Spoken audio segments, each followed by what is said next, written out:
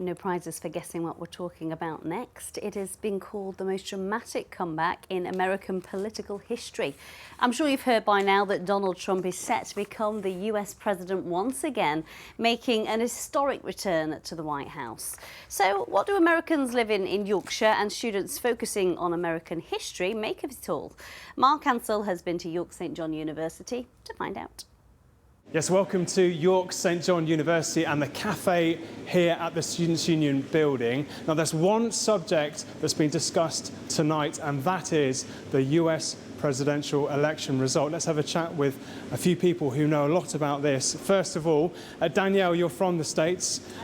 Tell me, were you shocked by the result overnight that Donald Trump has been re-elected as president? I was absolutely shocked. I am from quite a conservative state, from St. Louis, Missouri, but I was really hoping that the tide would change and that the minority voices would be more heard and come out, and that didn't play out that way, and I'm quite surprised, actually. Let's get another voice on this. This is James, your husband, who is an academic, a professor of American history. You're British, but you know a lot about this. Why do you think Donald Trump has been elected as president? I think Donald Trump has been elected because the Democrats simply forgot how to campaign to their core traditional base, their voters. They forgot how to communicate to the heartlands of America, how to speak to blue-collar workers.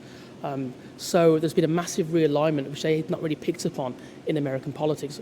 Trump understood that maybe actually the blue collars, what we would call the working class, that maybe they are actually perhaps maybe socially kind of conservative, economically very liberal, want big government programs. So now I think the big divide in American politics is that if you are rural, if you're not college educated, if you're probably a man, then you're going to be a Republican. But now if you're educated, if you live in the urban areas, or a woman, you will be a Democrat. Okay, thanks, James and Danielle. Let's have a chat with some of your students. Now, there's a real fascination with American politics, and these guys really represent that because they're doing a module on American history. So how late did you stay up following the elections last night? Pretty late, about 1 in the morning, and then sort of got up early to see the lay of the land, see how things were. And did you predict Donald Trump win? I thought it was I didn't know who was going to win. I thought it was going to be a lot closer than what it actually turned out to be. There was a lot of talk about the red mirage, sort of when the rural areas, they have less sort of votes to count compared to the cities that are typically Democrat. What is it about American politics that fascinates you so much that you want to study it at university? I just think there's something in which we can sort of distance ourselves to it, but we can also relate to it as well. We kind of see that the Anglo-American relationships are really important, and a lot of like our pop culture is shared with America. So a lot of the music, like a lot of the films and shows we watch, are all kind of American.